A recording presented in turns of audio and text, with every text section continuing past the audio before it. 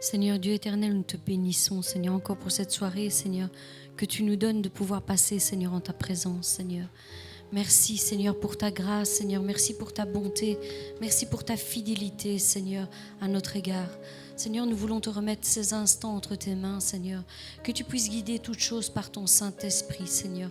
Merci, Seigneur, encore de demeurer au milieu des louanges de ton peuple.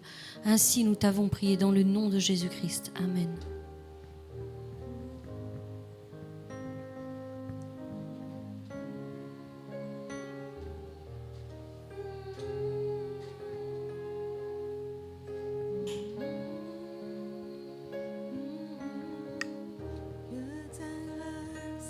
Que ta grâce coule sur moi, que ton onction m'envahisse. Ô Jésus, mon roi, je viens à toi, j'ai besoin de toi. Que ta grâce coule sur moi, que ton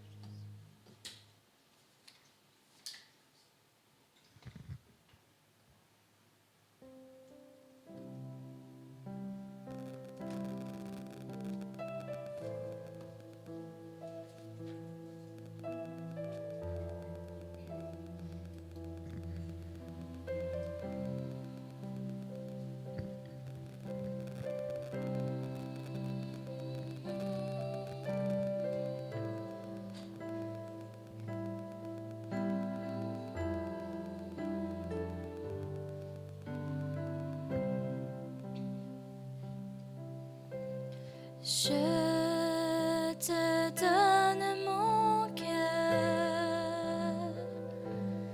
Il ne m'appartient plus.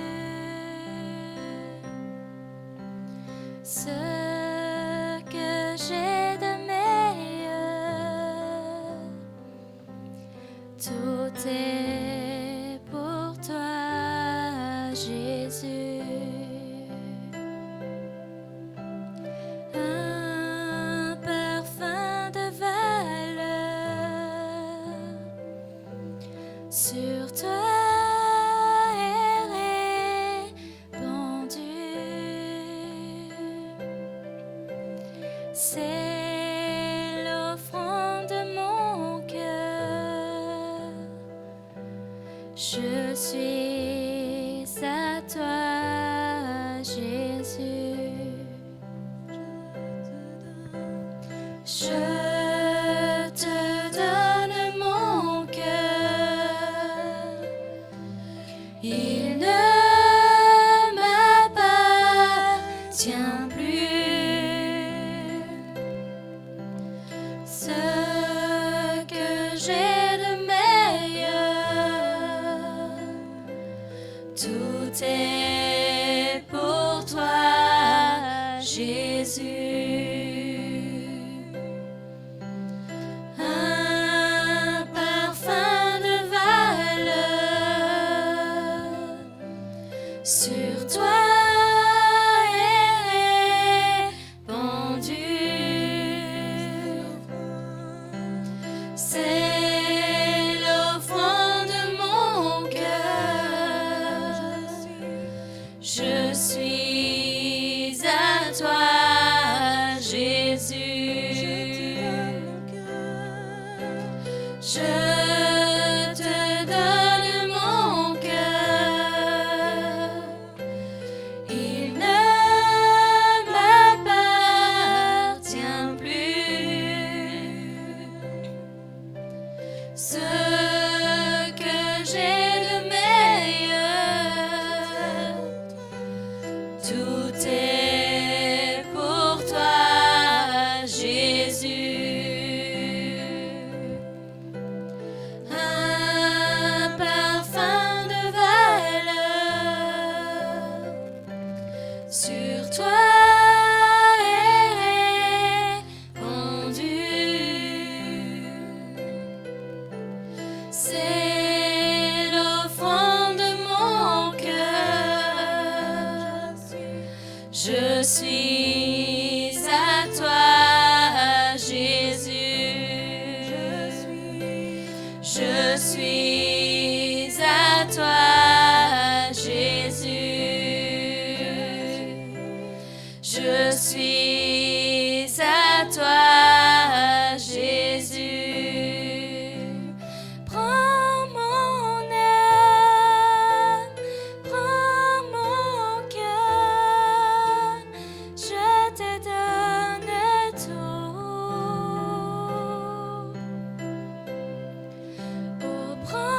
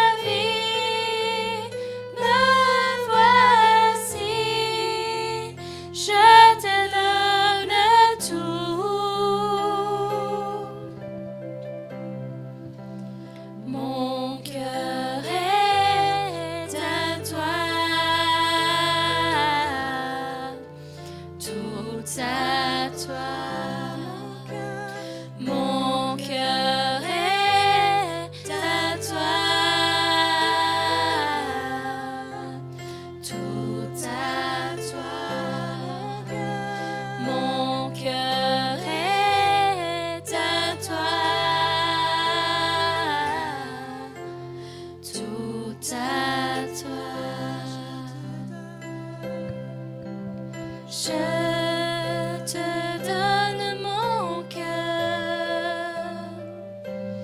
Il ne m'appartient plus.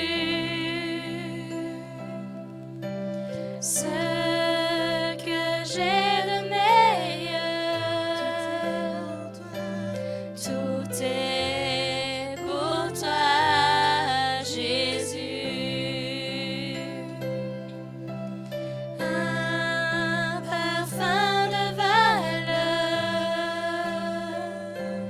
sur toi est pendu. C'est l'offrande de mon cœur. Je suis à toi, Jésus. Je te donne mon cœur. Il ne m'appartient plus. Ce que j'ai de meilleur, tout est pour toi, Jésus. Un parfum de valeur sur toi est répandu. C'est l'offrande de mon cœur. Je suis à toi, Jésus. Je te donne mon cœur. Il ne m'appartient plus.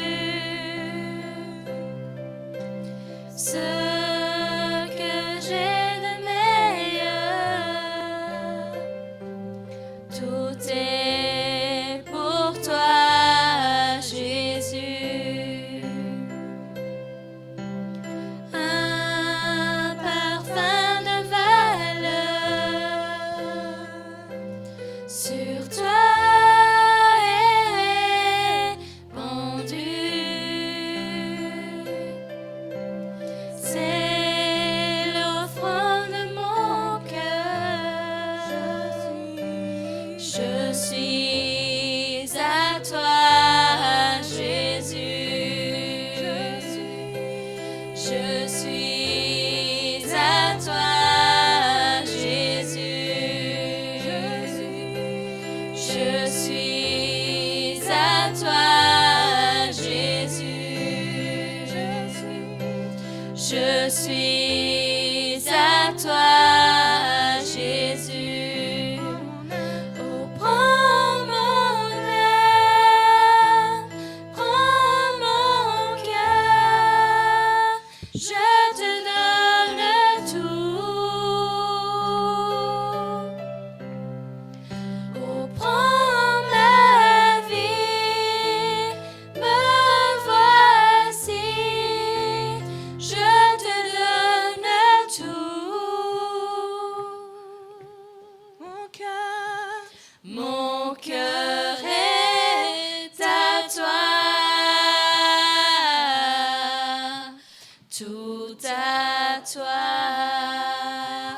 Mon cœur est à toi, tout à toi. Prends mon âme, prends mon cœur, je te donne tout. Oh, prends ma vie, me voici, je te donne tout.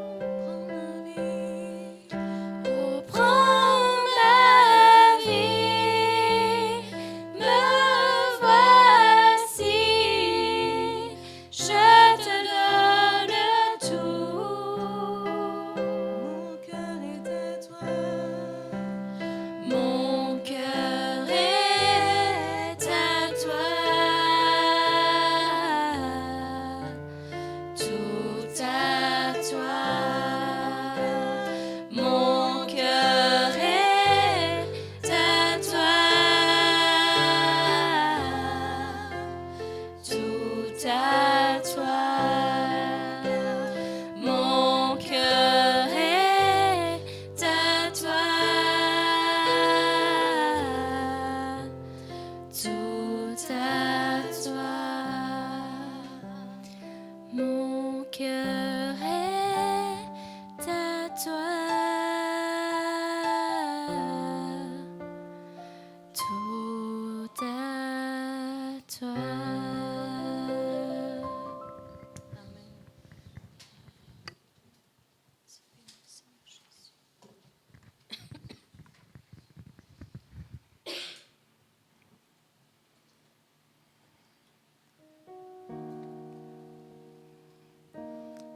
Merci Seigneur encore pour cette soirée, Seigneur, que tu nous donnes, Seigneur, de nous réunir, Seigneur, tous ensemble, Seigneur, pour te louer, Seigneur, et t'adorer, Seigneur. Seigneur, quoi qu'il en soit, Seigneur, c'est toi, Seigneur, qui es venu nous rechercher, Seigneur, là où nous étions, Seigneur, dans l'état, Seigneur, dans lequel nous étions, Seigneur.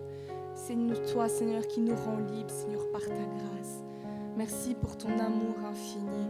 Merci, Seigneur, parce que c'est toi qui nous changes jour après jour. Nous voulons nous laisser façonner entre tes mains. Merci pour ce que tu feras, Seigneur, encore en cette soirée.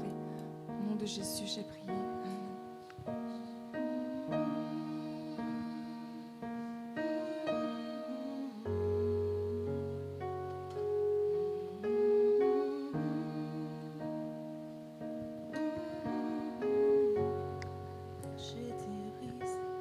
J'étais brisée, vide et sans espoir.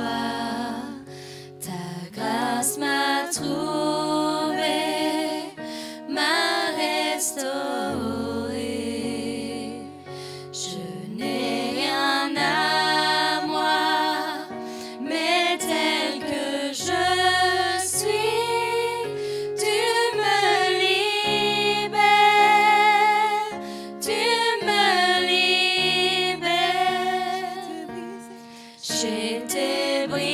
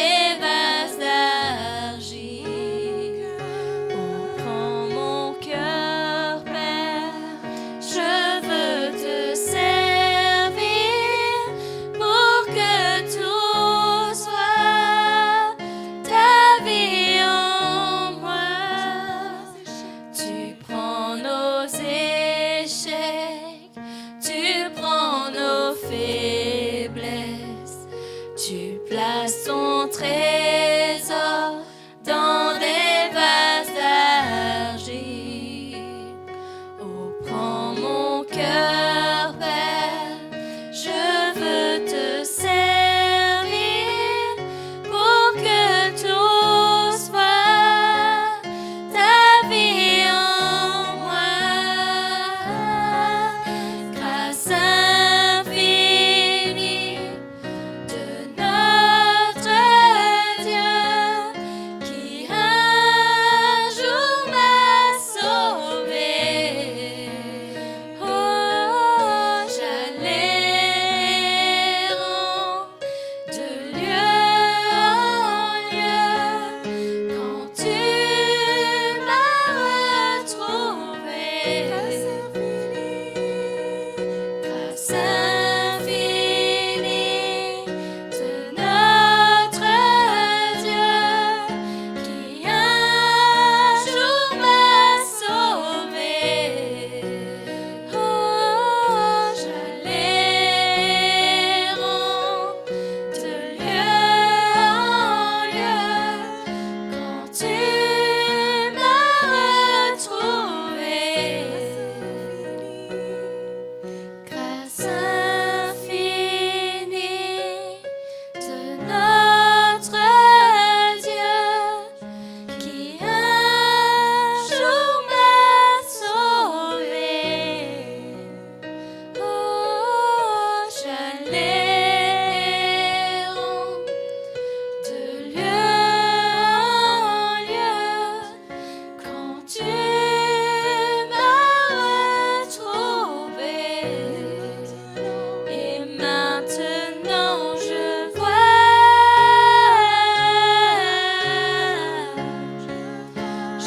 vois l'amour, la grâce dans tes yeux, donnant ta vie pour moi, me ramenant de la mort à la vie.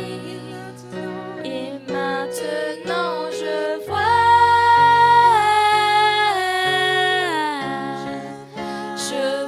l'amour, la grâce dans tes yeux, donnant ta vie pour moi, me ramenant de la mort à la vie. Et maintenant je vois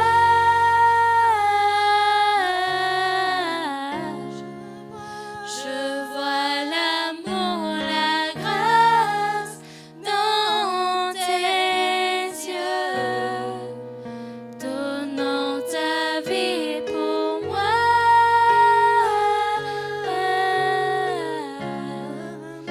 me ramenant de la mort à la vie, me ramenant de la mort à la vie, me ramenant de la mort à la vie, me ramenant de la mort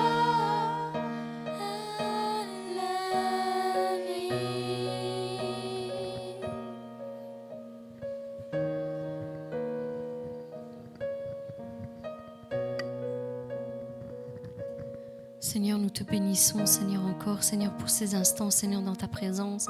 Je te prie, Seigneur, de conduire ta fille, Seigneur, ta servante qui portera la parole encore ce soir, Seigneur, qu'elle puisse relâcher, Seigneur, les paroles que tu as déposées sur son cœur, Seigneur, comme si toi-même tu parlais à tes fils et à tes filles. Seigneur, remplis-la de force, de courage, d'autorité, remplis-la du Saint-Esprit, Seigneur. Et nous qui sommes assis, Seigneur, en ce lieu, nous qui sommes à l'écoute, Seigneur, de ta parole, que nous puissions recevoir cette semence, Seigneur, encore aujourd'hui, dans un cœur bien disposé, un terrain préparé pour que les semences puissent porter du fruit pour la gloire de ton nom. Ainsi, j'ai prié dans le nom de Jésus. Amen.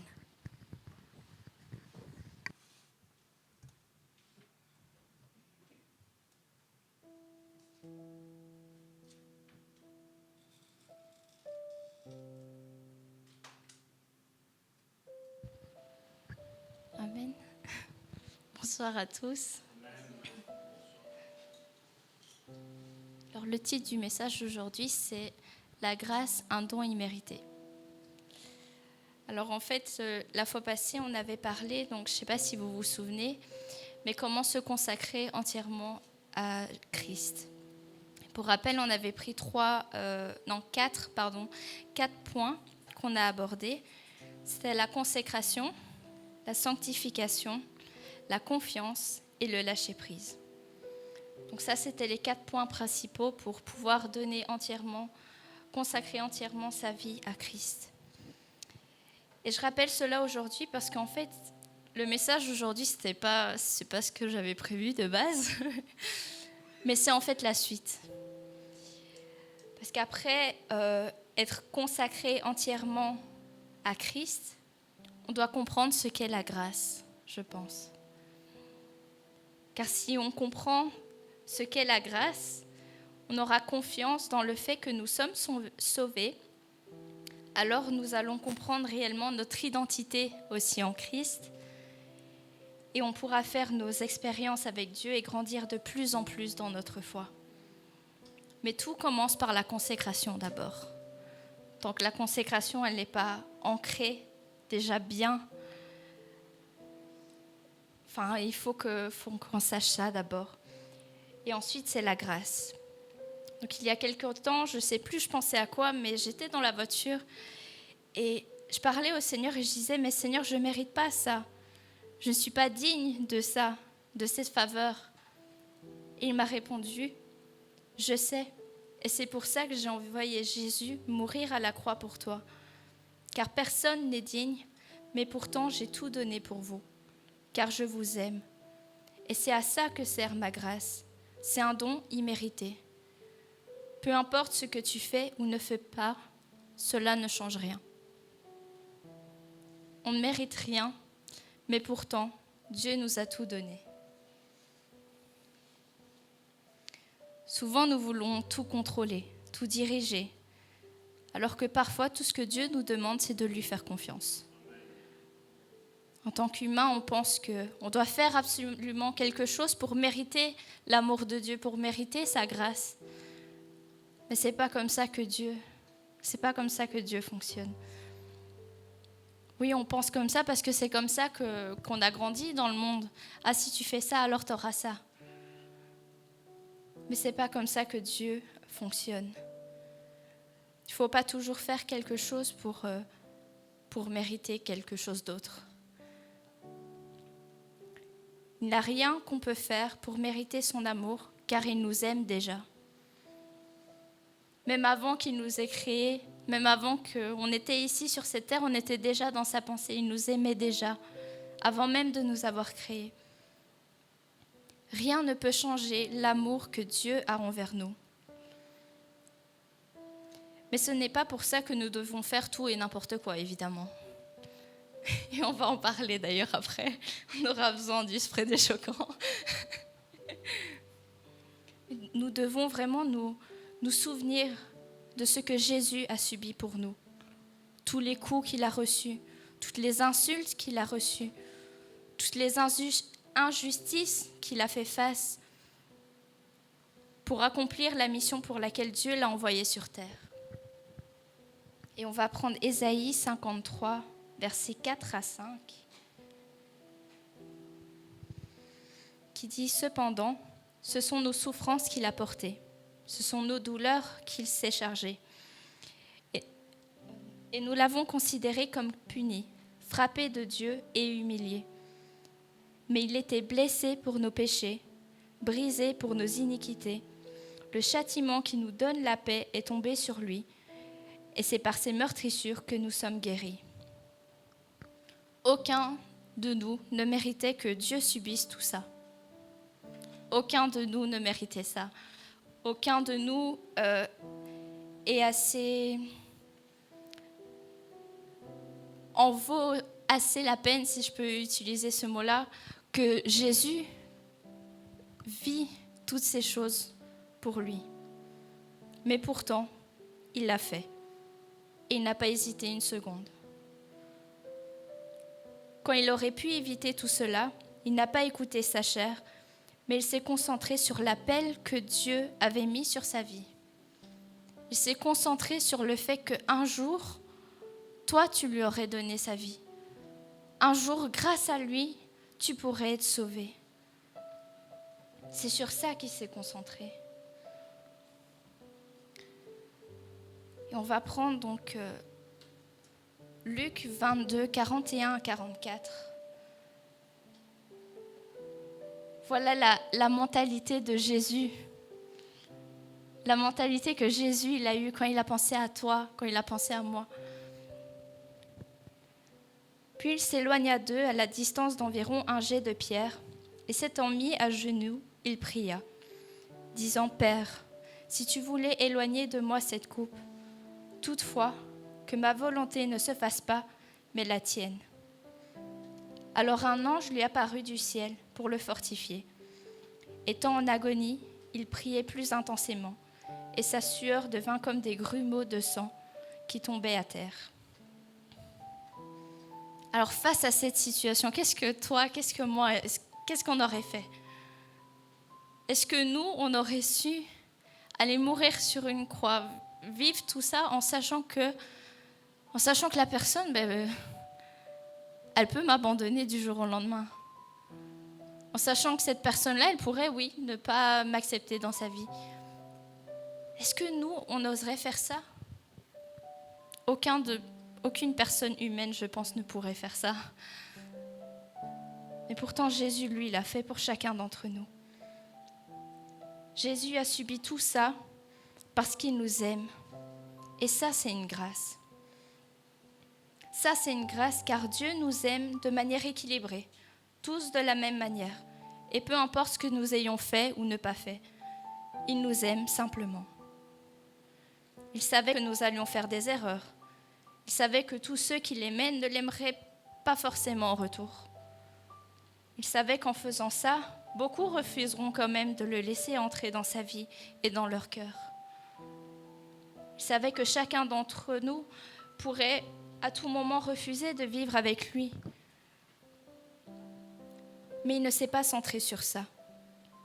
Il s'est centré sur le fait que par amour, pour celui ou celle qui l'accepte réellement, il le ferait. Parfois, on est tellement focalisé sur nos problèmes qu'on oublie que Dieu est à nos côtés et qu'il nous aime. Qu'il a envoyé son Fils mourir, littéralement, pour nous. Malgré tout ce que je pourrais encore dire, tout ce que j'ai dit avant là, malgré le fait que nous pourrions choisir de ne pas l'aimer en retour, lui nous aime quand même, malgré tout. Et c'est ça qui est beau. Et c'est une grâce. Qu'il nous aime même si parfois nous faisons les mauvais choix. Qu'il nous aime même si parfois nous n'avons pas la bonne façon de penser. Il nous aime malgré ce que nous faisons ou ne faisons pas. Son amour reste éternel. Il ne change pas d'un seul iota. Et c'est une grâce. Quelque chose que nous ne méritons pas, mais pourtant, c'est là. Et c'est ça le titre. Le don, la grâce, un don immérité. Parce qu'aucun de nous ne mérite ça. Et c'est pourquoi nous devons être reconnaissants en tout temps envers le Seigneur. En fait, une fois qu'on consacre notre vie entièrement à Christ, qu'on commence à comprendre la grâce et prendre conscience de l'acte que Jésus a fait sur la croix,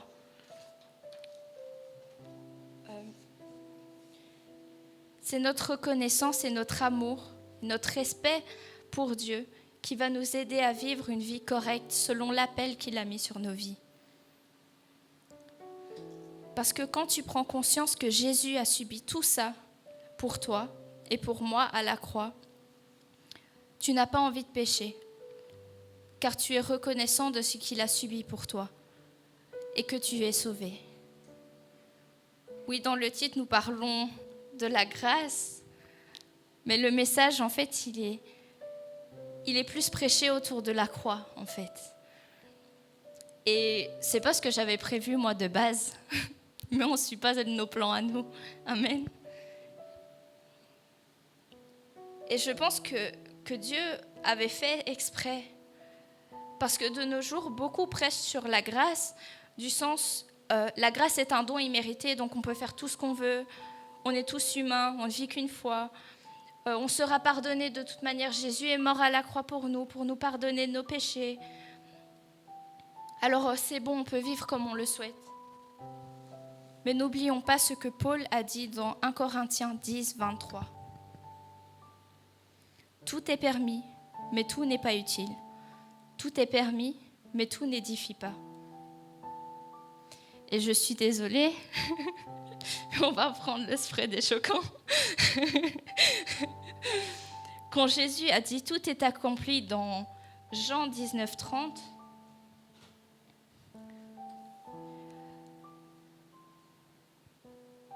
Jean 19, 30.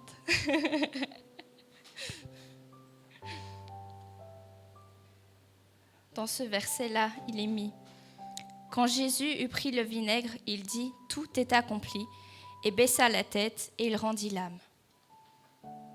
Généralement, les personnes prennent ce verset en disant « Voilà, tout est accompli, il y a la grâce, on peut faire tout ce qu'on veut, voilà, on est pardonné de nos péchés. » Mais Jésus parlait de la mission et de l'appel qu'il y avait sur sa vie.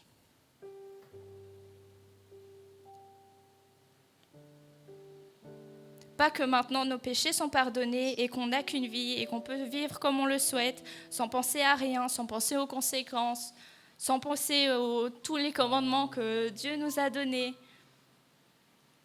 Parce que tout est accompli de toute façon. Mettons les choses au clair. Comme je viens de le dire, ça c'est pour la mission qui était sur la vie de Jésus, lui. Maintenant, toi, mets tout en œuvre pour pouvoir dire la même chose à la fin de ta vie, sincèrement.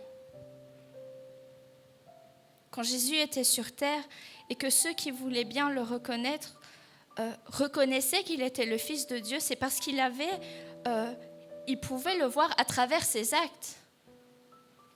Il le voyait à travers ses actes. Mais si tu vis ta vie n'importe comment, comme le monde lui-même vit, comment est-ce que le monde verra la différence dans ta vie ? Comment ils sont censés voir Jésus en toi alors que tu vis comme le monde vit ? Si tu agis comme tout le monde agirait. Alors dans la vie chrétienne, il faut toujours trouver un équilibre dans toute chose. Nous ne devons pas prendre la grâce comme une excuse pour faire tout et n'importe quoi, mais nous ne devons pas non plus oublier l'importance de la grâce et que la grâce est là et que nous ne devons pas mériter l'amour de Dieu parce qu'il nous aime déjà et il nous sauve. Car Jésus a déjà payé le prix pour que nous puissions être sauvés au travers de lui. Alors maintenant, c'est le message de réconfort. Amen. Parce qu'il faut l'équilibre. Amen.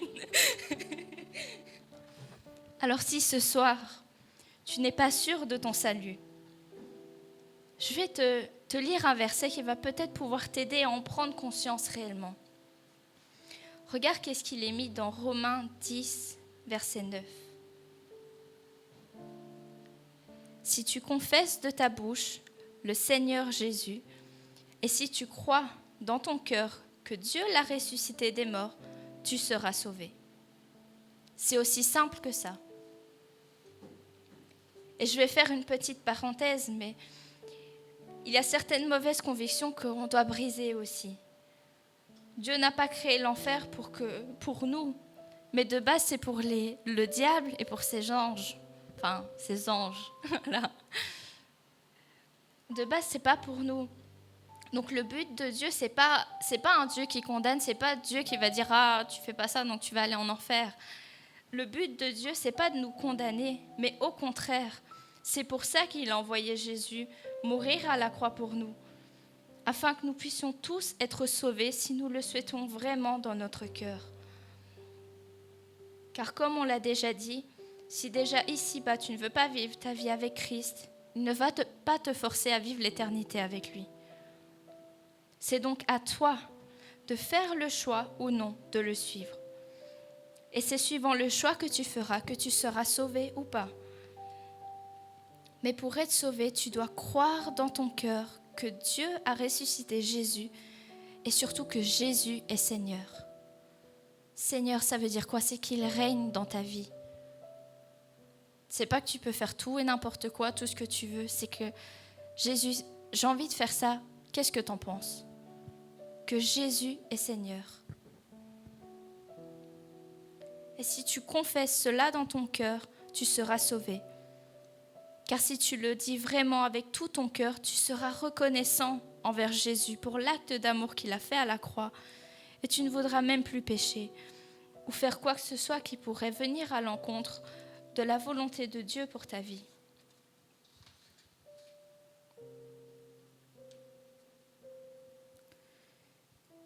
Jésus a dit dans Matthieu 5, 13, versets 13 à 16, Vous êtes le sel de la terre. Mais si le sel perd sa saveur, avec quoi la lui rendra-t-on? Il ne sert plus qu'à être jeté dehors et foulé aux pieds par les hommes. Vous êtes la lumière du monde. Une ville située sur une montagne ne peut pas être cachée. Et on n'allume pas une lampe pour la mettre sous un boisseau, mais on la met sur un chandelier, et elle éclaire tous ceux qui sont dans la maison. Quand cette lumière luise, que votre lumière luise ainsi devant les hommes, afin qu'ils voient vos bonnes œuvres et qu'ils glorifient votre Père qui est dans les cieux. Là, c'est l'exemple qu'on a parlé juste avant. Si tu es comme le monde, ils ne verront pas ta valeur. Si tu agis comme le monde, ils ne verront pas ta valeur, ils ne verront pas qui est en toi. C'est pour ça que tu es le sel de la terre. Et ensuite, il ne faut pas tout cacher, tout garder pour soi. Parce que comme il est mis là, on n'allume pas une lumière juste pour la cacher.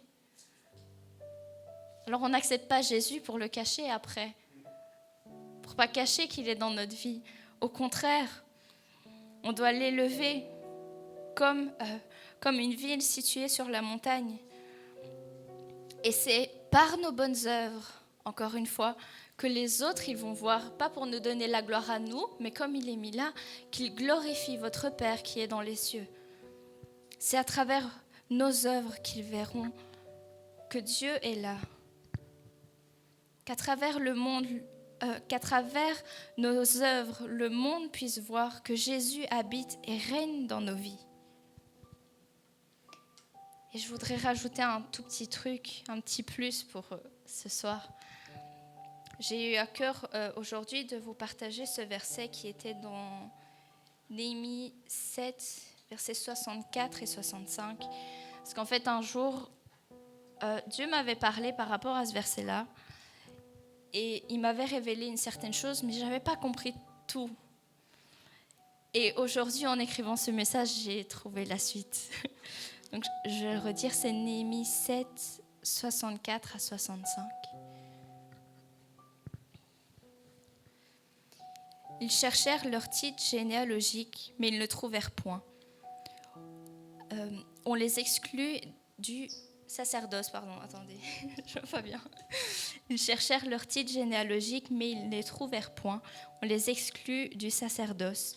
Et le gouverneur leur dit de ne pas manger les choses très saintes jusqu'à ce qu'un sacrificateur eût consulté l'Urim et le Thummim.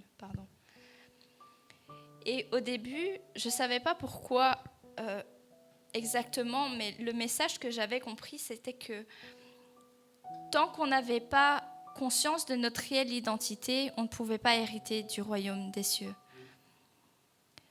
Et je ne comprenais pas pourquoi. J'étais là, ok, ça j'ai compris, mais pourquoi? Comment ça se fait?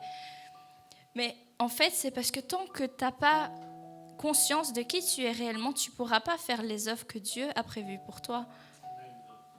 Si tu n'as pas conscience de l'autorité que tu es en Christ, alors tu ne pourras pas faire les choses que Dieu t'a appelé à faire.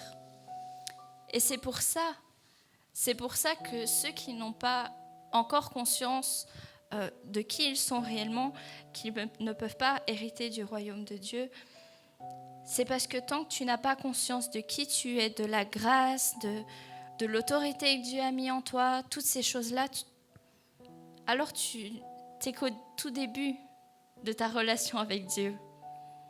Et c'est OK, mais il faut grandir de plus en plus, apprendre à savoir qui on est pour que nous puissions faire de plus en plus ce que Dieu a prévu que nous fassions.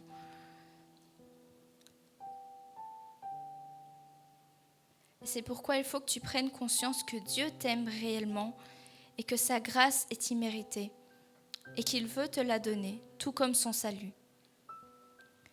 Jésus a été crucifié afin que tu sois sauvé. La grâce, c'est le fait que même quelqu'un qui n'est pas converti peut être utilisé par Dieu afin de te parler de la part de Dieu à un moment comme ça. Mais le bon moment précis par Dieu. Dieu fait comme il a envie. On ne doit pas être parfait pour être utilisé par lui. Mais comme on l'a lu tout à l'heure, dans 1 Corinthiens 10, 23, tout est permis, mais tout n'est pas utile. Tout est permis, mais tout n'édifie pas. Et si tu aimes vraiment Dieu, le péché commencera à te dégoûter. C'est aussi simple que ça. Même s'il faut le temps, après la conversion, c'est totalement normal. Et si c'est une habitude que tu avais depuis longtemps, c'est totalement normal aussi. Ça peut prendre du temps. Et ça va prendre du temps. On est tous des travaux en cours. Ça va prendre du temps. Mais l'important, c'est d'avancer et de ne pas faire ce qui va à l'encontre de la volonté de Dieu le plus possible et de surtout pas faire de la grâce une excuse surtout.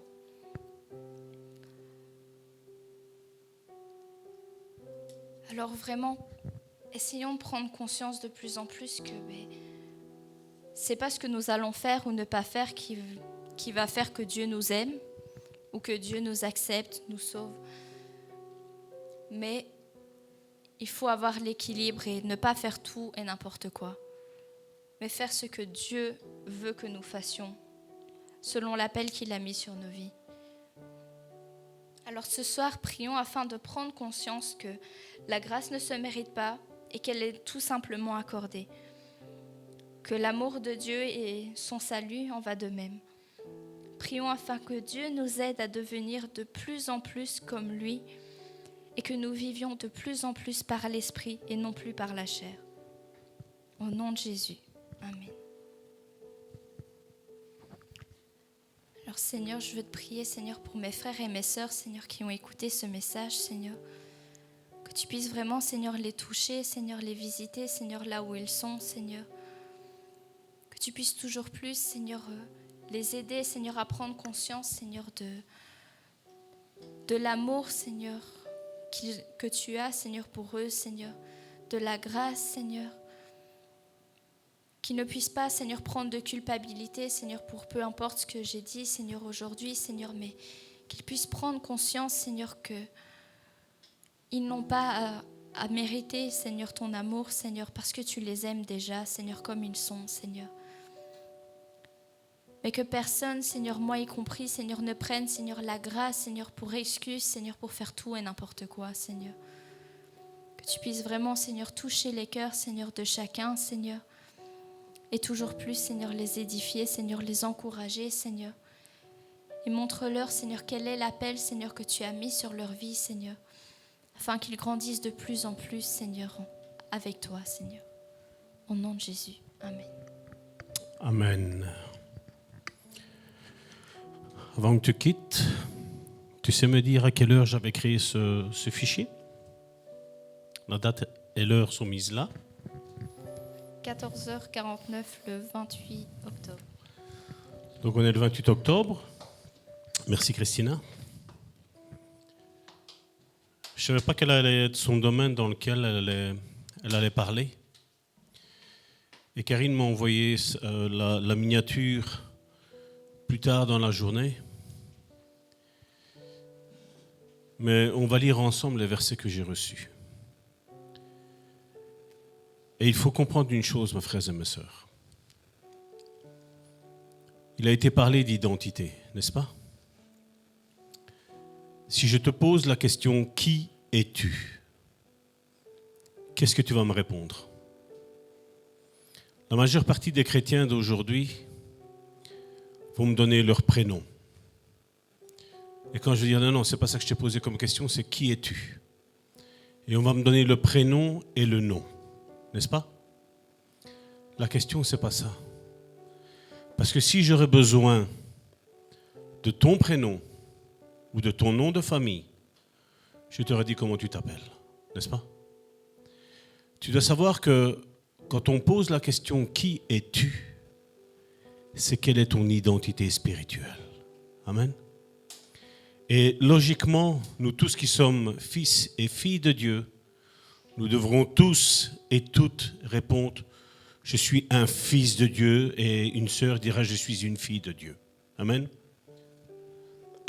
On voit qu'aujourd'hui, ce monde a une perte d'identité.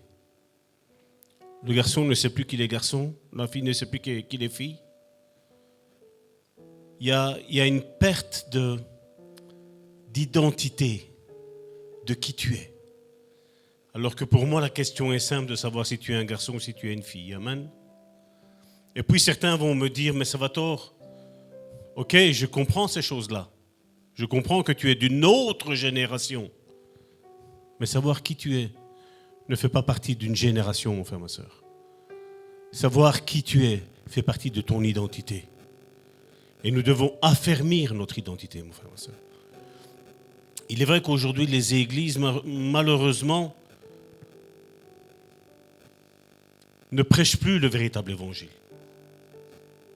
Aujourd'hui, on va essayer de te prêcher un évangile où il va falloir que tu t'épanouisses, où tu seras riche, où ton nom sera grand.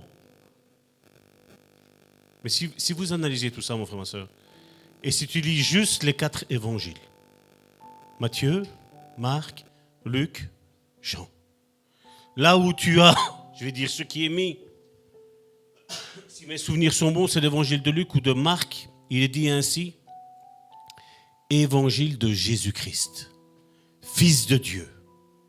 Amen. Quand il est dit évangile de Jésus-Christ, ça veut dire que c'est ça et c'est pas autre chose. Aujourd'hui, malheureusement, beaucoup ont perdu leur identité. Peut-être à cause de parents qui n'ont pas été corrects, qui n'ont pas agi en tant que père, en tant que mère. Un père qui assure la sécurité, une mère qui cajole. C'est logiquement comme ça, mon frère, ma soeur.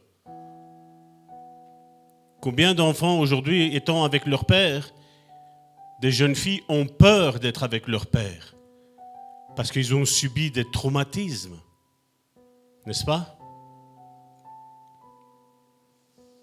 Et il est temps que l'Église retourne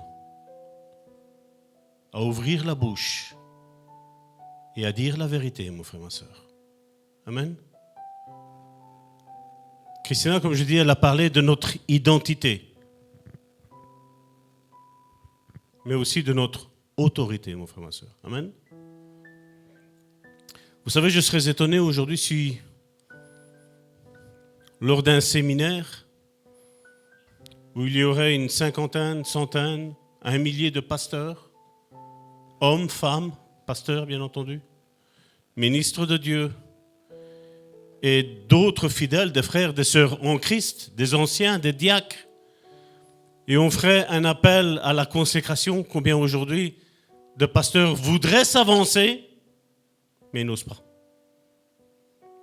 Du qu'en dira-t-on, mon frère, ma soeur. Mais je vais te dire une chose, tu sais, la consécration, mon frère, ma soeur, c'est un acte de tous les jours. Et refuser, avoir une lutte intérieure, mon frère, ma soeur, de s'avancer alors qu'on sent que le Saint-Esprit est en train de nous pousser à faire un acte. Et résister au Saint-Esprit, mon frère, ma soeur, je vais te dire une chose. C'est un mot qui fait mal à l'être humain. Tu sais comment on appelle ça? Orgueil. Peut-être ces temps-ci, vous dites, mais Salvatore, tu parles beaucoup de ça. Ben oui, parce qu'il y en a beaucoup, malheureusement, dans les églises. Je parle de guérison intérieure parce qu'il y a beaucoup de malades, émotionnellement parlant, aujourd'hui dans l'église, mon frère, ma soeur. Est-ce que Dieu n'y est pas? Oui, il est là. Mais si j'ouvre pas mon cœur, mon frère, ma soeur, mon âme au Seigneur, le Seigneur est paralysé, il ne sait rien faire. Et l'église chrétienne d'aujourd'hui, quelle qu'elle soit, de n'importe quelle confession, qu'est-ce qu'on dit? Oh, mais le Seigneur, il sait. Oui, le Seigneur sait tout. Mais seulement le Seigneur sait aussi que l'être humain est orgueilleux, mon frère, ma soeur. Que l'être humain refuse pour le regard des autres. Si je pleure là maintenant, qu'est-ce qui va se passer? Qu'est-ce qu'un tel va dire? Alors l'église aujourd'hui universelle, mon frère, ma soeur, on a commencé à mettre des lumières, des fumigènes, on a commencé à mettre de l'ambiance. Je vais te dire une chose, il y a beaucoup de choses qui sont touchées, mais pas l'essentiel. Ton corps, parce que tu aimes bien danser, tu vas commencer à t'éclater, on va dire, dans l'église.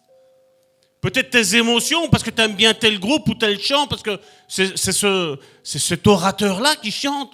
Tu vas peut-être émotionnellement être, je veux dire, excité quelque part. Mais mon frère, ma soeur, ce qui compte le plus pour Dieu, tu sais c'est quoi, mon frère, ma soeur? C'est pas ton corps. C'est pas ton âme. C'est ton esprit. C'est ton esprit que Dieu veut toucher. C'est ton esprit. Quand on parle de la grâce qui est imméritée, le don immérité, mon frère, ma soeur, et je le dirai, je le répéterai jusqu'à la fin de ma vie, je ne changerai pas d'avis parce que j'ai eu la révélation là-dessus, mon frère, ma soeur. C'est parce que je sais d'où Dieu est venu me chercher, moi, Salvatore. Et certainement, tu as un excellent témoignage, mon frère, ma soeur. Mais dis-moi, est-ce que tu étais parfait? Et je crois que la réponse de tout le monde devrait être non, je n'étais pas parfait. Et est-ce qu'il est venu te chercher? La réponse est oui. Qu'est-ce que tu as fait? Rien. L'amour que Dieu a pour toi, mon frère, ma soeur, ne dépend pas de toi. L'amour que Dieu a à ton encontre dépend de lui seul. Et oui, comme il a été très bien dit aujourd'hui par notre sœur Christina, c'est pas ça qui va te permettre de faire tout et n'importe quoi. C'est pas parce que tu as un père ou une mère qui a été gentil avec toi que tu vas te permettre de les bafouer, n'est-ce pas? C'est pas vrai? Et pourquoi aujourd'hui il y en a certains qui le font avec Dieu? Peut-être tu vas me dire, mais Salvatore, tu ne sais pas ce que je vis. Je vais te dire une chose. C'est vrai, je ne sais pas ce que tu vis. Mais tu ne sais pas toi non plus ce que moi je vis. N'est-ce pas? Et chacun d'entre nous, nous ne savons pas ce que l'autre a vécu. Mais une chose est certaine, il y a un point commun, tu sais c'est quoi, mon frère, ma soeur? C'est que quand il y a des promesses de Dieu qui doivent arriver et qui n'arrivent pas, tu peux lire tous les évangiles, tu peux lire l'Ancien Testament. Tous se sont rebellés, mon frère, ma soeur. Ils se sont rebellés face à qui? Face au grand Dieu, mon frère, ma soeur. Face à ce Dieu merveilleux, majestueux, grandiose, mon frère, ma soeur. Et pour commencer, j'ai pris un contexte. Regardez comme Dieu a fait tout en sorte, et je crois que tu as bien capté la pensée de Dieu. Regardez dans Hébreux chapitre 3, à partir du verset 7 jusqu'au verset 19, regardez ce qu'il est dit. C'est une histoire que tu connais, que je connais, mon frère, ma soeur. Dans la Bible du Semeur, il y a un titre, c'est « Le repos de Dieu pour ceux qui croient ». Regardez. C'est pourquoi, comme le dit l'Esprit Saint, aujourd'hui, si vous entendez la voix de Dieu, ne vous endurcissez pas. Ce n'est pas Dieu qui t'endurcira. C'est toi-même qui décides de t'endurcir. Et regardez, ne vous endurcissez pas, comme l'ont fait vos ancêtres lorsqu'ils se sont révoltés et qu'ils ont, dans le désert, voulu me forcer la main.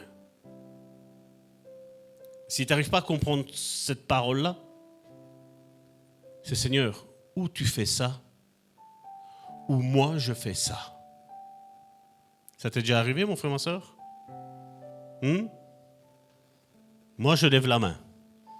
Ça m'est arrivé. Mais la grâce, mon frère, ma soeur, c'est que tu peux aller demander pardon à Dieu. Et tu peux être certain que quand tu vas aller auprès de Dieu, tu vas dire, mais là, j'ai fait comme eux.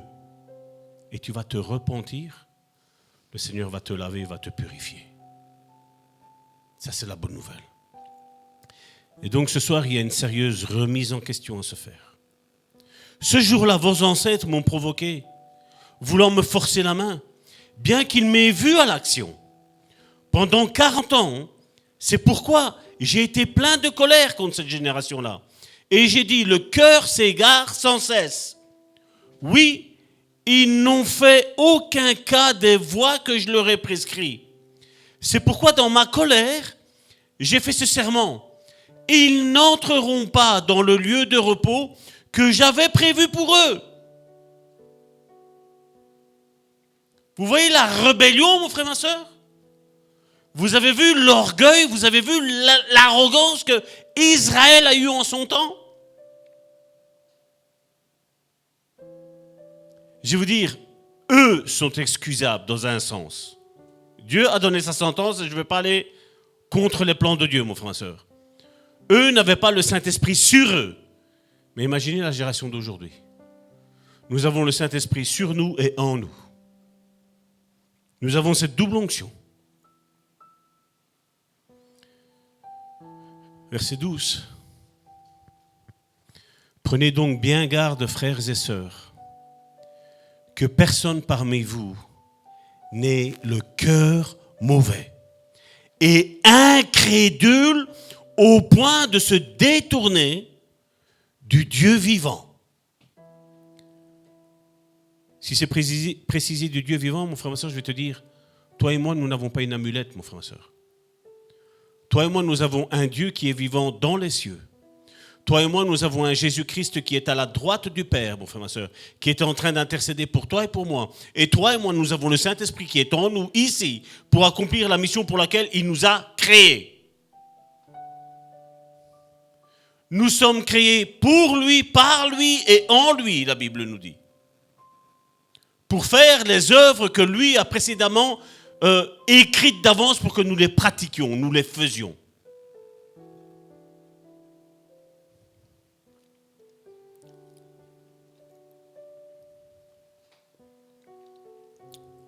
Verset 13 donc. Mais encouragez-vous les uns les autres, jour après jour. Ça, je vais le prendre, mon frère, ma soeur, parce qu'aujourd'hui, on a une sale mentalité dans nos églises. Toutes confondues, et je vais le dire, même dans cette église. C'est qu'on pense que Dieu fait tout. Ou alors que moi, Salvatore, j'ai que ma communion avec Dieu. Alors que ma Bible me dit, mais encouragez-vous les uns les autres, jour après jour, aussi longtemps qu'on peut dire aujourd'hui, afin qu'aucun d'entre vous ne se laisse tromper par le péché et ne s'endurcisse. Parce que le péché, c'est ce qui va provoquer, mon frère, ma soeur. Verset 14. En effet, nous sommes associés à Christ. Si toutefois, nous conservons fermement et jusqu'au bout l'assurance que nous avions eue dès le début. Comprendra qui veut le comprendre. Avec les enseignements que nous entendons aujourd'hui. Pas dans celui, bien entendu, mais ailleurs.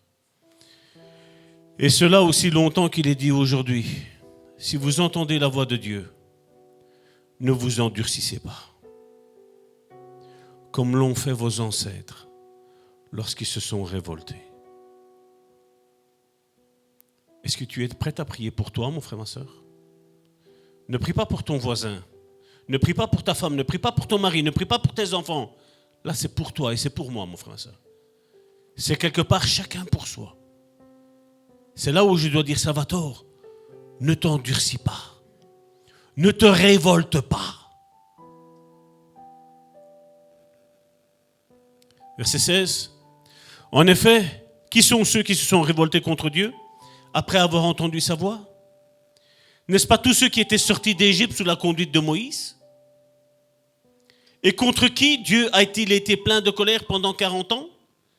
N'est-ce pas contre ceux qui avaient péché et dont les cadavres sont tombés dans le désert? Enfin, à qui a-t-il fait ce serment? Ils n'entreront pas dans le lieu de repos que j'avais prévu pour eux. N'est-ce pas à ceux qui avaient refusé? Regardez comme ça revient encore le message de dimanche. N'est-ce pas à ceux qui avaient refusé de lui obéir?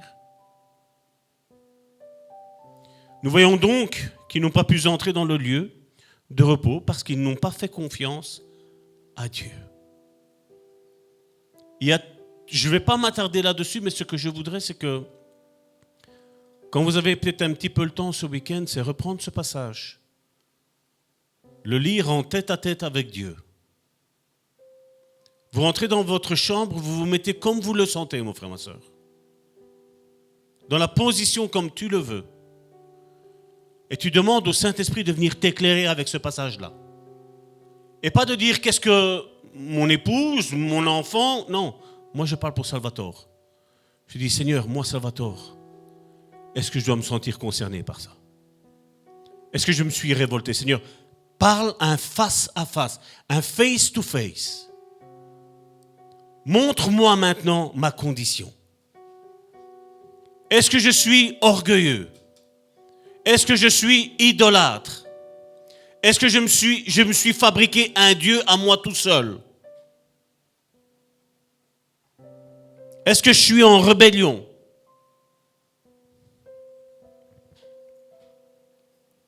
Et si Dieu te... Et je sais que je ne vais pas dire et si Dieu te montre. Dieu va te montrer, mon frère, ma soeur. Mais la question est, es-tu capable d'entendre ce qui déplaît à Dieu concernant ta vie? Je ne suis pas là pour te juger, mon frère, ma soeur. Parce que je crois que même moi, si j'irais dans la présence de Dieu, Dieu me dirait, ça ne va pas. Amen. Et on doit avoir l'humilité de dire, voilà, Seigneur, tu m'as parlé, voilà maintenant, tu as essayé, n'est-ce pas? Peut-être qu'il y a quelque chose que tu sais. Peut-être que ceci n'est qu'une confirmation de ce que tu as reçu déjà dans la prière ou dans un témoignage, C'est Dieu qui est en train de parler à ton cœur. Et Dieu est en train de te dire, mon fils, ma fille, je veux changer ton cœur. Je veux que cette révolte, cette rébellion, cette amertume, cette colère vis-à-vis de lui cesse. Et comme il a été mis ici, on termine avec ce verset-là, 19. Nous voyons donc qu'ils n'ont pas pu entrer dans le lieu de repos parce qu'ils n'ont pas fait confiance à Dieu. Alors oui, mon frère, ma soeur, je me tiens là devant toi aujourd'hui pour te dire que Dieu a parlé à ton cœur avec diverses promesses, divers plans qu'il a pour ta vie. Mais seulement il y a un processus de maturation. Il y a un processus de formation. Il y a un processus de brisement qui doit arriver, mon frère, ma soeur. Le Saint-Esprit est caractérisé par l'huile, c'est pas vrai? Mais pour avoir de l'huile, mon frère, ma soeur, il faut une olive. Mais pour avoir une olive et avoir de l'huile, il faut la broyer, il faut la presser, il faut la concasser, mon frère, ma soeur. Et quelque part, le noyau dur qui est à l'intérieur, il faut même le retirer de l'olive. Parce qu'il ne se broiera pas, mon frère, ma soeur. La chair de l'olive est importante pour faire de l'huile. Mais le noyau ne sert à rien, mon frère, ma soeur. Parce que si tu vas manger un petit morceau d'écorce du noyau, mon frère, ma soeur, tu risques de te casser une dent, c'est pas vrai? Et alors, comme cette olive, il faut dire, voilà, Seigneur, viens retirer ce noyau dur qui est en moi et presse-moi dans ton pressoir. Amen. Parce que le Seigneur veut faire sortir le meilleur de toi en te pressant, mon frère, ma soeur, en te façonnant. Il va t'écraser, je vais te dire une chose, la valeur marchande de l'olive est moindre que celle de l'huile d'olive, mon frère, ma soeur. Et c'est ce qu'il veut faire avec toi et c'est ce qu'il veut faire avec nous, mon frère, ma soeur. Amen. Et 2 Corinthiens chapitre 7, verset 10 nous dit ceci. C'est dans la version du semeur que je les ai pris. Il dit en effet, la tristesse qui est bonne aux yeux de Dieu produit un changement d'attitude qui conduit au salut et qu'on ne regrette pas. Et la tristesse du monde, elle, produit la mort. On a 2 exemples merveilleux pour ce passage-là. On a l'apôtre Pierre qui, après avoir renié par 3 fois Jésus-Christ, a eu une repentance, mon frère et soeur.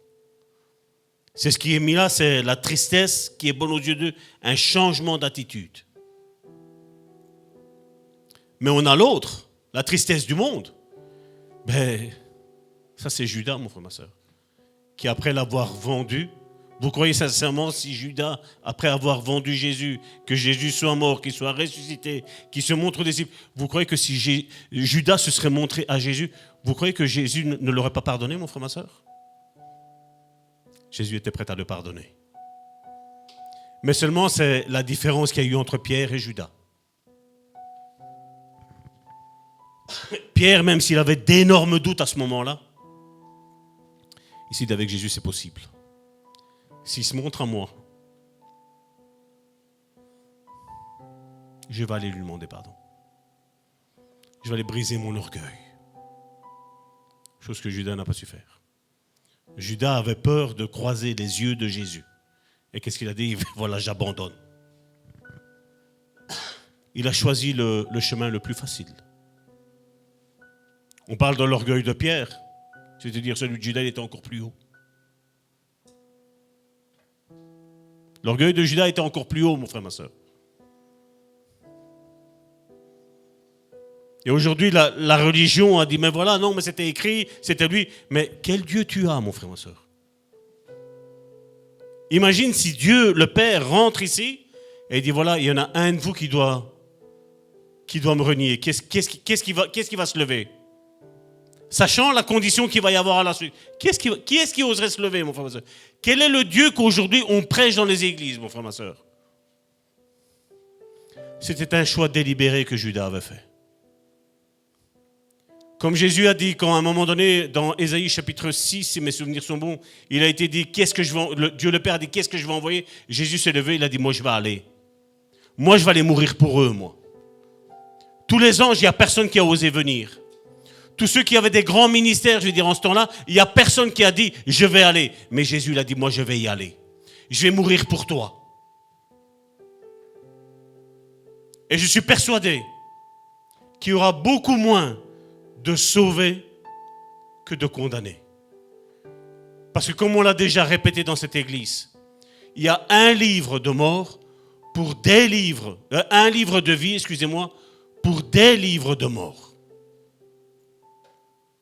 Ce qui veut dire que la moyenne sera de 2/3 qui seront condamnés de toute la population mondiale depuis que le monde est monde, depuis qu'il y a un être humain qui existe. Et il n'y a qu'un seul tiers qui sera sauvé.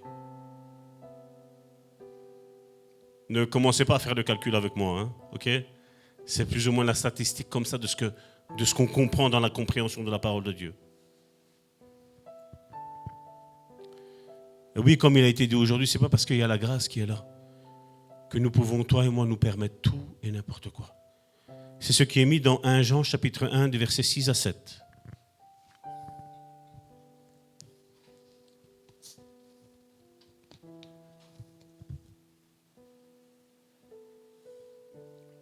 Lisez bien cette version.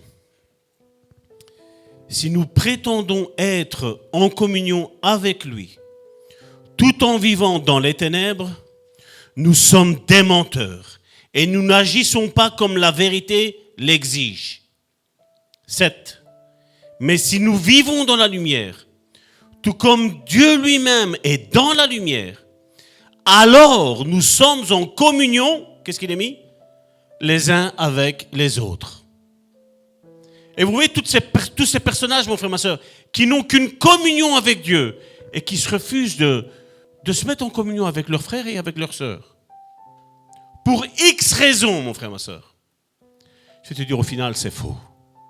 Au final, ils sont dans les ténèbres. Au final, ils sont dans la rébellion. Au final, ils sont dans la révolte.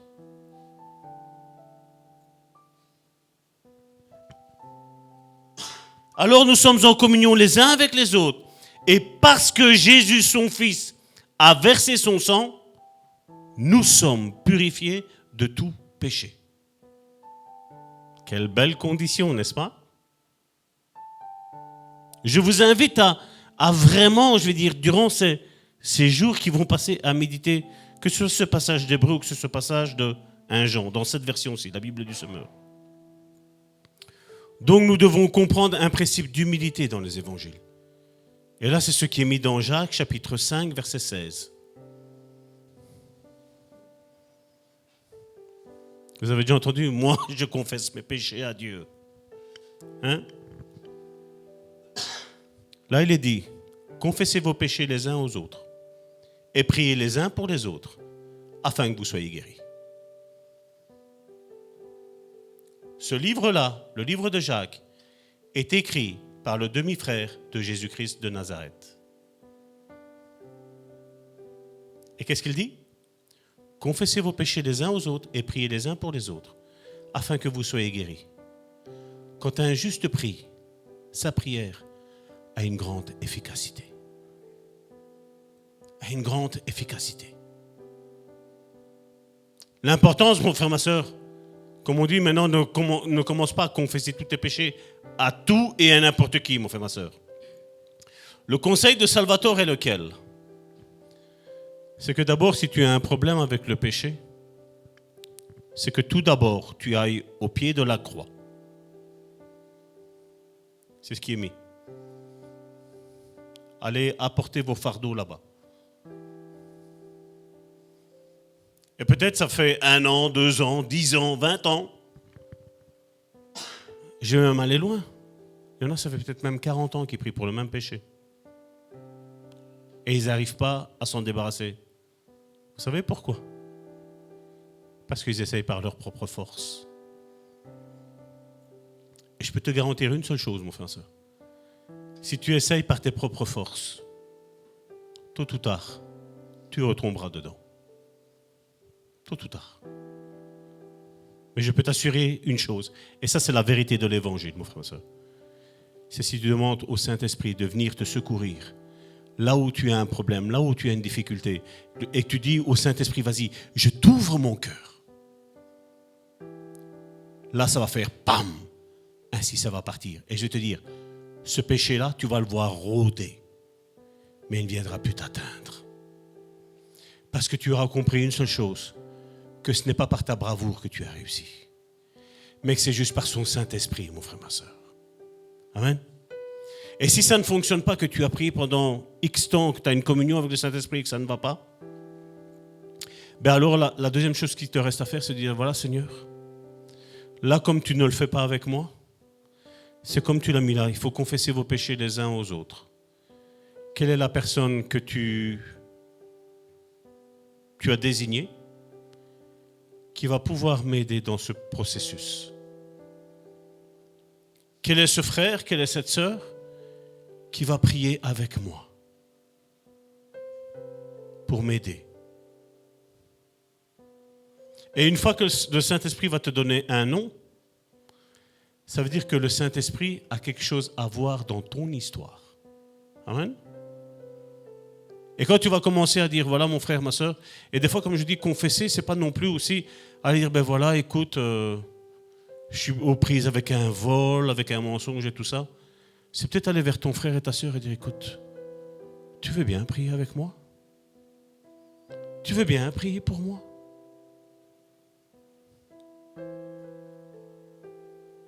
Et si 2 ou 3 sont assemblés au milieu, le Seigneur y est. Et il fait la chose. Mais je vais avec l'expectative que le Seigneur m'a donné cette personne-là. Et Dieu le fera. Et quelque part, c'est comme si on mettrait un petit peu notre orgueil de côté, n'est-ce pas? On disait, ben voilà, il va falloir que je m'ouvre à mon frère, il va falloir que je m'ouvre à ma sœur. De dire que ben voilà, je ne vais pas bien. Et comme je le disais tantôt, c'est un petit peu comme tous ces personnages qu'aujourd'hui on pourrait voir, où tu as peur de t'avancer parce que ben voilà, il y a un message de reconsécration, un message de repentance. Ou comme on dit quelque part, on va dire, mais là, moi j'avais l'habitude d'être tout le temps avec Dieu. Et bien là maintenant, Dieu va changer un petit peu la donne maintenant.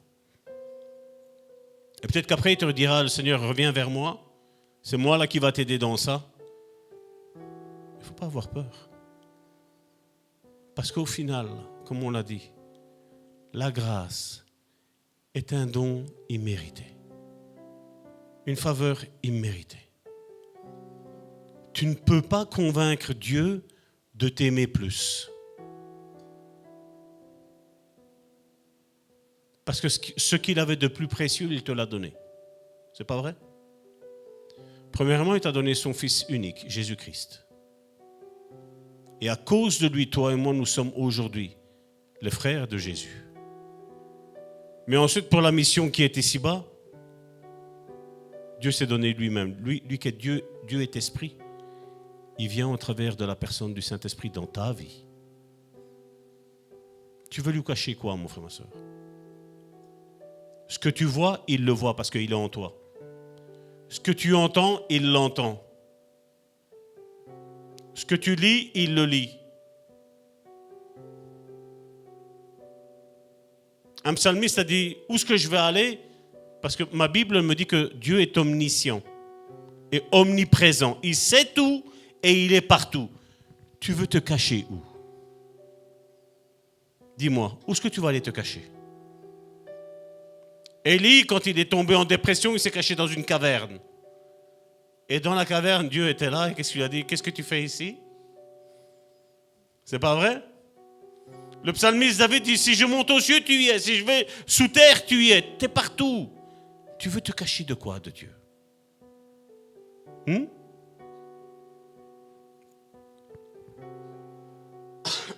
Alors que nous avons nos têtes courbées, notre esprit en communion avec Dieu, laisse la grâce, l'amour, la miséricorde, la bonté de Dieu toucher ton cœur. Tu vas me dire, mais j'ai fait ça ce matin. Refais-le ici maintenant. Le Seigneur dire, touche-moi, Seigneur. Ce soir, je veux un toucher particulier, Seigneur. Que ce soit un esprit de repentance, de reconsécration, mon frère, ma soeur. Touche ta vie. Parce que tu ne pourras rien faire pour être aimé plus de Dieu. Dieu t'aime tel que tu es, avec tes qualités et avec tes défauts. Tes qualités, il va les améliorer. Tes défauts, il va les changer. À la seule et unique condition que tu lui dis, Seigneur, voici mon défaut. Voici mon problème, voici ma difficulté.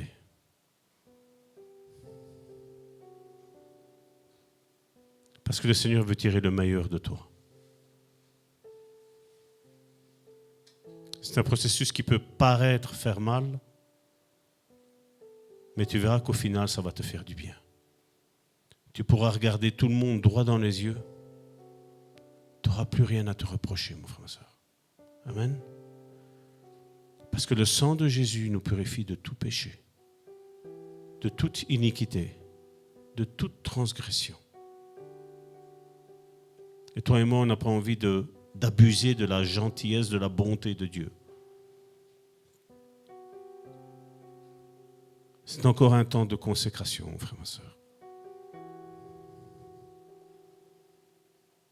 C'est un temps où le Seigneur est en train de toucher son cœur.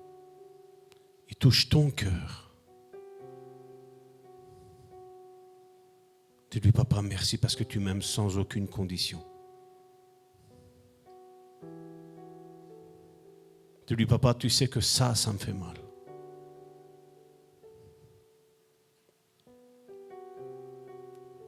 Et si tu as un péché connu dans ta vie, tu as peur d'aller aux pieds de Dieu, je vais te dire, mon frère, ma sœur, va aux pieds de Dieu parce qu'il ne va pas te juger. Dis-lui, papa, je te demande pardon pour ça. Et ma prière est que la culpabilité que tu as sur tes épaules, je la ôte au nom puissant de Jésus-Christ par la communion du Saint-Esprit. Va, cours dans les bras du Père, parce que le Père t'attend. Le Père attend juste une seule chose de toi. C'est que tu te repentes.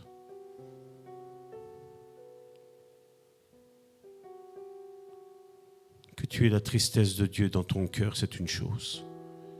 Mais ne prends jamais la tristesse du monde. Parce que cela t'amènera à la mort. Mais la tristesse de Dieu va te donner la vie, mon frère, ma soeur. Accueille le pardon de Dieu dans ta vie. Accueille le sacrifice de la croix dans ta vie. Accueille son amour là maintenant. Tu n'as pas besoin de faire une offrande extraordinaire pour qu'il t'aime plus. Dis-lui, papa, je t'aime.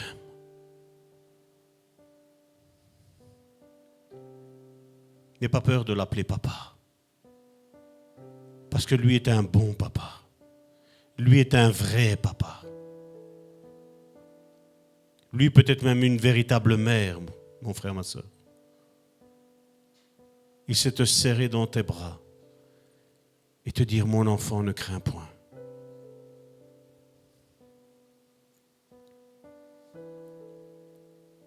Le livre d'Ésaïe nous dit que même si nos péchés sont noirs comme le cramoisi, il est capable de les faire venir blancs comme neige. Rien ne peut te séparer de l'amour de Jésus-Christ.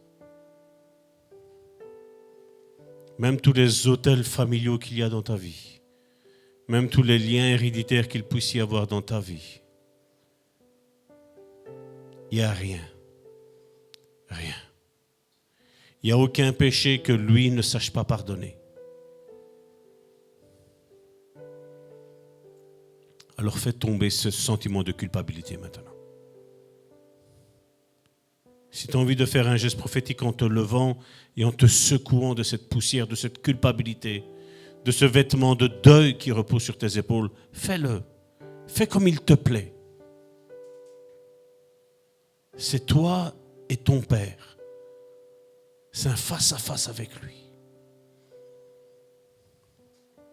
Comme il a été dit, si aujourd'hui vous entendez sa voix, c'est aujourd'hui. Fais ce qu'il y a à faire avant qu'il ne soit trop tard.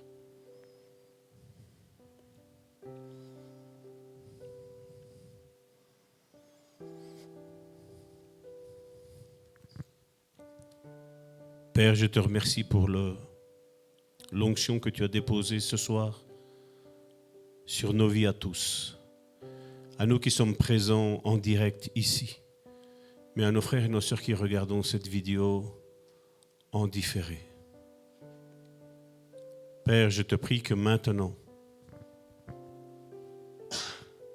ton esprit, ta grâce, ta miséricorde environne la vie de mon frère et de ma sœur.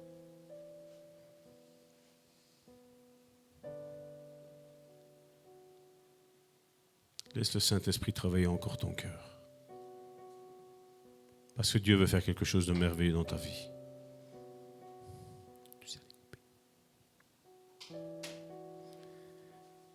Seigneur, merci Seigneur encore de guider mes frères et mes sœurs dans ce face-à-face avec toi. Parle-leur, Seigneur. Console leur cœur. Retire ce vêtement de deuil, Seigneur, de leur épaule. Retire ce vêtement de tristesse de leur épaule. Je retire ce vêtement de rébellion de leur cœur. Je retire ce vêtement, Seigneur, de désobéissance. Au nom puissant de Jésus. Tu bénis la vie de mon frère et de ma sœur en cet instant, Seigneur. Tu bénis l'Église universelle, Seigneur. Peu importe la confession qu'ils ont, Seigneur. Parce que tu nous as donné Jésus-Christ. Tu ne nous as pas donné une religion quelconque. Tu nous as donné la personne de Jésus-Christ. Et tu nous as donné la personne du Saint-Esprit aujourd'hui pour nous guider dans ce chemin. Et Père, je te dis merci pour tout. Dans le nom puissant de Jésus-Christ, soyez bénis. Frères et sœurs, encore une fois, nous sommes en différé. Nous nous en excusons. Mais dès que l'Internet sera mis, nous reprendrons nos lives en direct. Vous aurez un message. Soyez abondamment bénis et priez pour nous. Soyez bénis. Dieu vous bénisse.